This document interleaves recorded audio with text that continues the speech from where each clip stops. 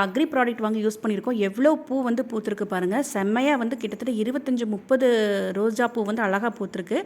இது பார்த்தீங்க அப்படின்னா செம்மையாக இருக்குது. இது பார்த்தீங்கன்னா இட்லி பூன்னு சொல்லுவோம். இங்கே அதோடைய ரிசல்ட் பாருங்கள், எவ்வளோ பெரிய பெரிய அகலமாக கையை அகலத்துக்கு வந்து அழகாக வந்து இந்த பூ வந்து அழகாக பூத்திருக்கு பாருங்கள்.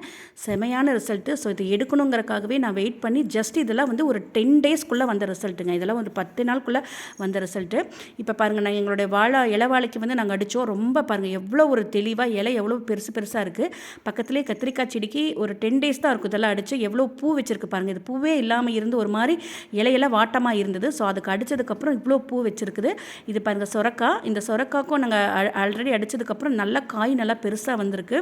அதே மாதிரி நிறைய பூ பூத்துருக்கு. கண்டிப்பாக Agri 82, Agri humic, Agri mass, Agri gold. So இந்த காம்பினேஷன் தான் சூப்பர் ரிசல்ட்டு. தேங்க்யூ.